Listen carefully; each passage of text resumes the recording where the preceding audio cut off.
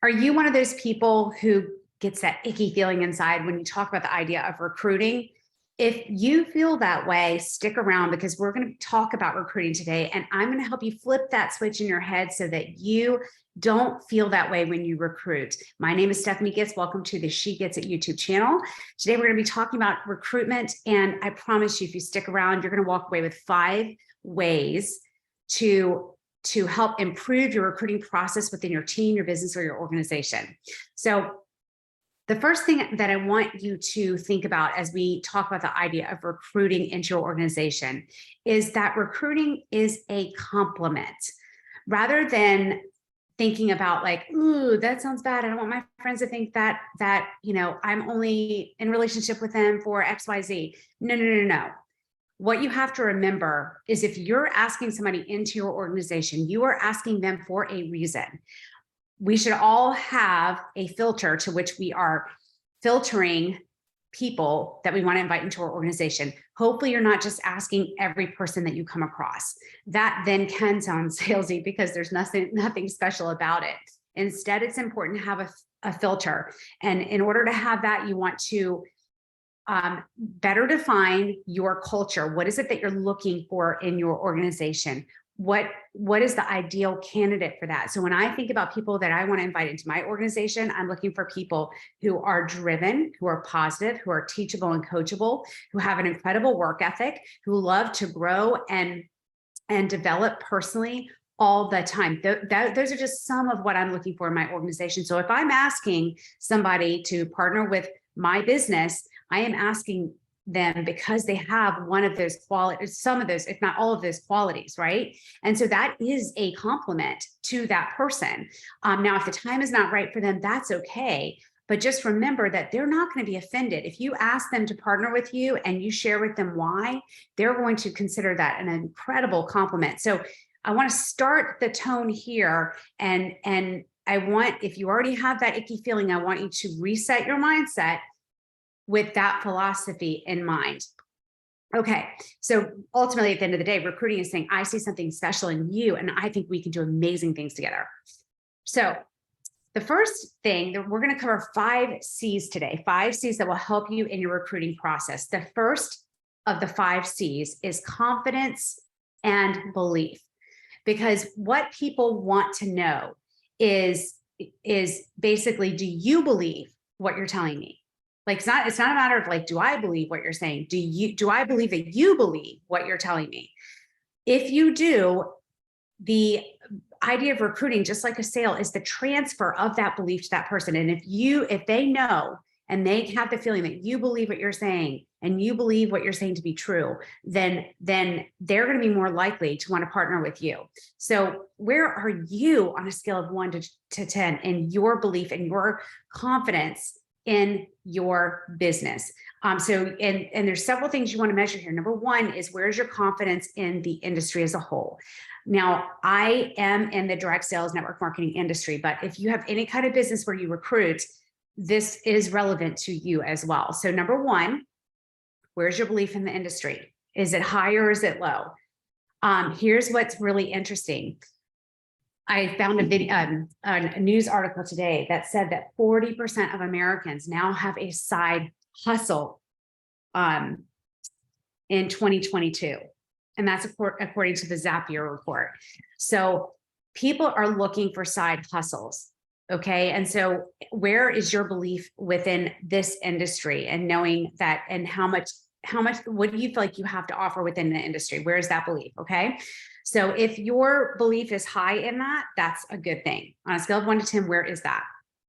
By the way, in the direct selling industry, makes more than all sports and movie, all of the sports and movie industry combined. And everybody knows how much money those people make. So if you take all of the people in the network marketing industry and combine them, they make more money than the sports and music and movie industry. So that should help your confidence in and of itself. Okay, number 2, and with confidence and belief, is where is your confidence and belief with your company? Is your company trending in the right direction? Has it been growing? Are they innovating? Are they introducing new products into the marketplace? Are they continuing to adapt to consumer habits and behaviors? Are they looking to constantly disrupt their their industry. If the answer to those are yes, and you have a high level of belief in your company, that's a good thing. Where are you on a scale of 1 to 10? Your belief within your company and confidence. Number 3, products. Whatever product or service you are providing within your industry, where is your confidence and belief in that? Do you trust the science or the services that you're providing, of the products or services that you're providing to your clientele? Where's your belief in that?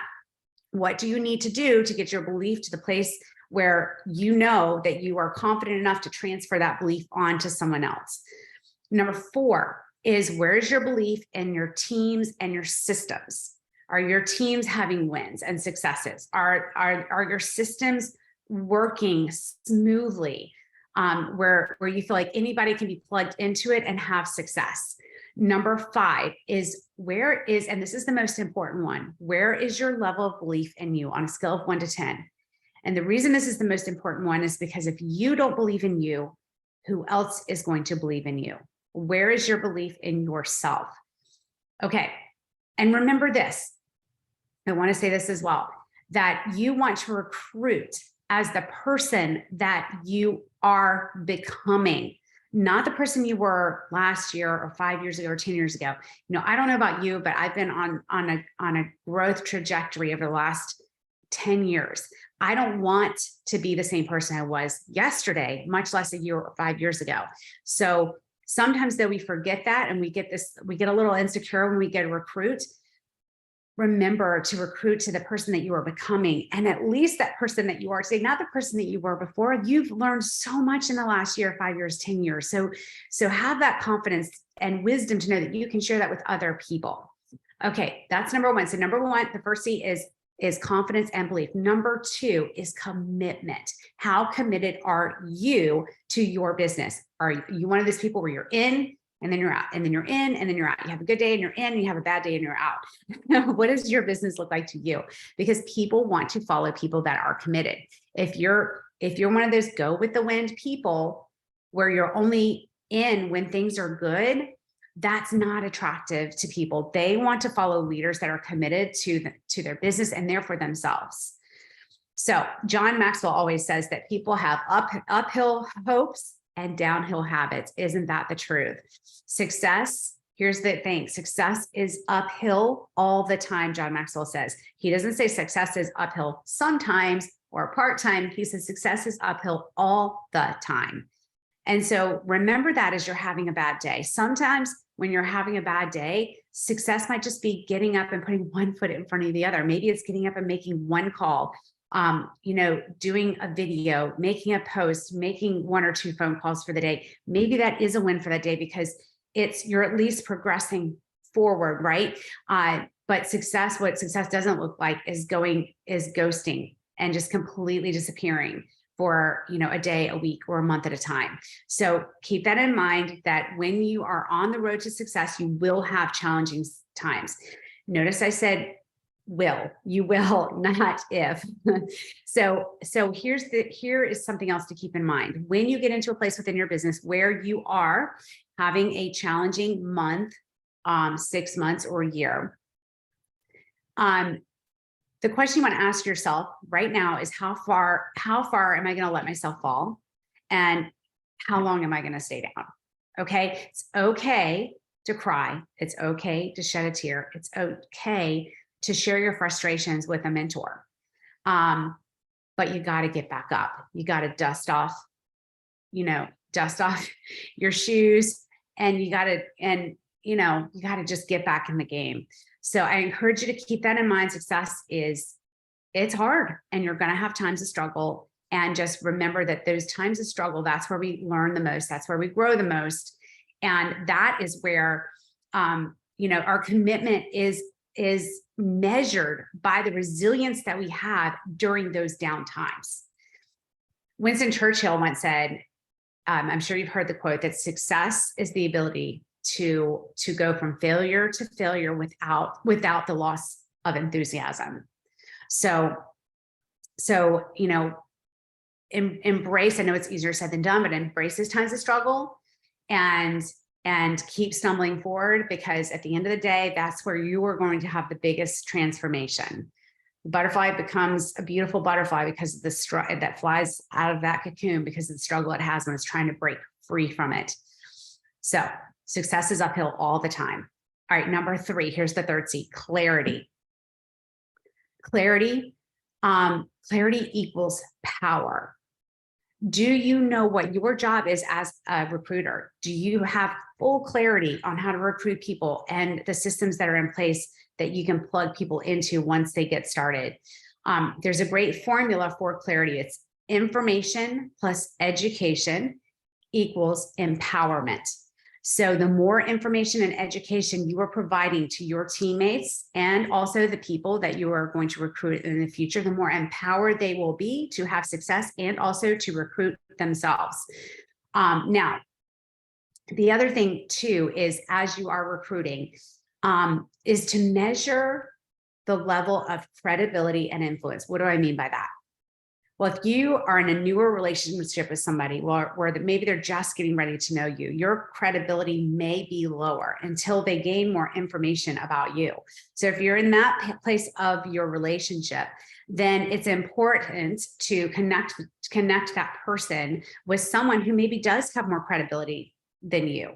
And also keep the level of credibility that you have with that person in mind when it comes to the ask. Here's what I mean. If I just met somebody and maybe we clicked and I mentioned my product or service or business to them and I say, hey, would you be willing to watch a video if I sent you one? And she says, sure. Well, I might at this point have enough credibility to ask her to watch a 1-minute video or a 3-minute video on my opportunity or product, but I might not have the credibility to ask her for 30 minutes to watch a 30-minute video. Does that make sense? So because they don't know me that well, they're not willing to invest 30 minutes of their time to watch something I'm sending them because they don't know me. But they may, though, be willing to watch a 1 to 3-minute video about my business, service, or opportunity because the credibility that I have with them at that point is less. So measure the amount of credibility to the ask when you are considering sharing your opportunity or service or product with someone.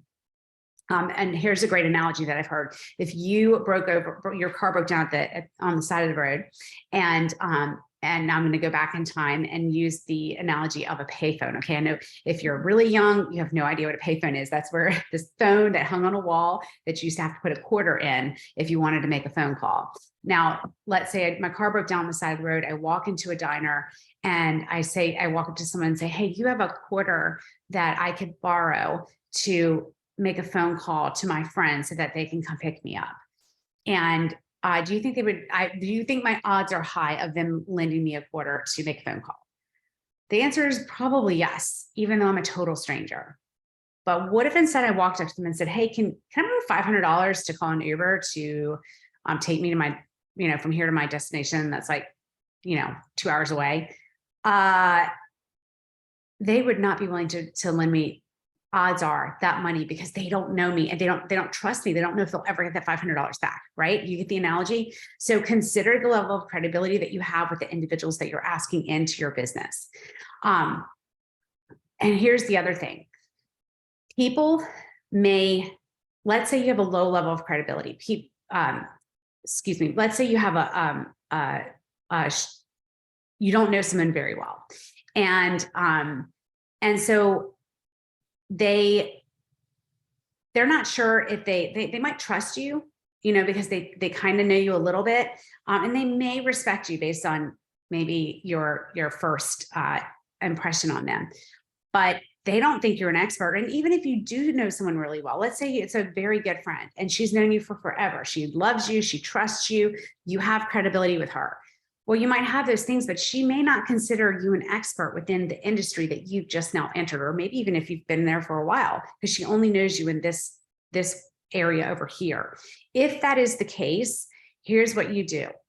You want to connect that person to the expert, and the expert may be somebody in your upline who has the credibility, who has the knowledge, that can then share the vision alongside of you. And that can help that person to better understand. And it will also give you affirmation and added credibility because you've connected them with another expert. Now, if you really, really, really want to exponentially compound the level of success that you'll see within your business and your organization, if you really want to exponentially increase that, I highly recommend that you make that expert a system. A system can be videos that your company, or maybe even you, if the company hasn't provided, has done, so that you can send the video, or you can add them to a Facebook group, and you can tag them in some results or some testimonies that your clients can potentially see on your products or services. That is the best way to compound that success. So, and it also will free up your time and your upline's time, because that is something everybody can do. Make sure that you make the expert a tool. Now, if you don't have tools and systems in place right now, the expert can just be that third-party validation. It's okay to use that if you don't have systems and tools in place. If you want some help on some systems and tools, or how to build those systems and tools, reach out to me. I'm happy to help you with that. Okay, so we've covered 3 C's so far. Number 1 is confidence and belief. Number 2 is commitment. Are you in or are you out? Number 3 is clarity. Remember, with clarity, information and education equals empowerment. How are you providing information and education to your team and to your clients? All right, number 4 is competence. Now so how competent are you? And competence is measured really by action. So what have you brought to the table? How many people have you recruited? How many customers have you gained, right? Now, competence and I would say confidence is gained through action. You don't just have it. You have to act in order to earn it, if you will. There's 6 steps to personally inviting to gain that competence. I'm going to help you with that right now, okay? With the competence level, excuse me. So the first one is 1, get right to the point. Sometimes we struggle with these conversations because we get on the phone, we ask them about their personal life, what's going on, how you doing? And then we're like, in the back of our head, we're like, okay, I also want to talk with you about my product or my company, but now I don't know how to bring it up, because then they're going to think that I only called them for this reason. So in order to avoid that feeling altogether, get to the point and say, hey, I have a really great idea that I want to run by you, or I have an awesome project or venture that I'd love to get your opinion on. But before I get to that, how are you? What's been going on in your world? Now they know that there's something you need to get to at the end of this conversation. So when you bring it back up, it won't be awkward. You're not going to be wondering in the back of your head if they're going to think you're being weird or funny or had ulterior motives, because you told them right up front, hey, I have an idea, a project, a venture that I want to bring up to you. And would you mind? I'd like to talk about that. But first, before I get to that, how are you? Okay, that's number 1. Also, you want to share with that person why you're reaching out to them. Why are you reaching out to that person? What is it that you love about them? Why do you want them to hear about, once you get to the part of the conversation where you're like, hey, I want to share with you. I know I told you I was going to, I had a project that I wanted to run by you, or I had an idea I want to run by you. Once you get to that part of the conversation, tell them why it is that you thought of them to reach out to them. Hey, I thought of you because you are such a go-getter. I was making a list of people that I'd love to have partner with me on my team, and your name kept coming to mind because you're always so positive, you're fun to be around, you're such a go-getter. I'd love to partner with you within this business. Would you be willing to watch the video if I send it to you? Okay, that's the second part. Number 3, relieve the pressure. I really believe in saying this up front. A lot of people are hesitant to have these conversations. Why? Because they don't want to hurt your feelings. They're already thinking, well, gosh, if I'm not interested and I say no, she's going to be hurt. So take that off of them and say, you know what? I have something I want to share with you. If you're not interested, or if now's not a good time, totally understand. Our friendship does not hinge upon whether or not you do this with me or not. But I would love for you to do it with me, because I really enjoy our relationship. And I know that I'll get to spend even more time with you. So relieve that pressure and let them know it's okay if they say no. All right. the next step is to say, if I would you. So now they're like, okay, sure, I'm willing to hear what you have to say. Thank you so much for thinking of me. That's awesome.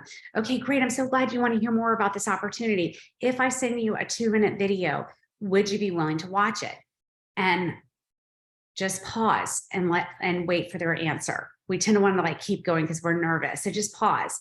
Sure, Stephanie, I'm willing to watch that 2-minute video. Awesome. The next thing you want to do is immediately set up the follow-up invite. Here's what I mean. Okay, the video is only 2 minutes. I'm going to send it to you right now. Is it okay if I call you back in 3 minutes to discuss what you watched? Or would it be better if I called you this evening at 5? And let them pick the time. Okay. And then the last thing is you want to end with vision. You know, if you see what I see in this opportunity, I think the two of us can do great things together.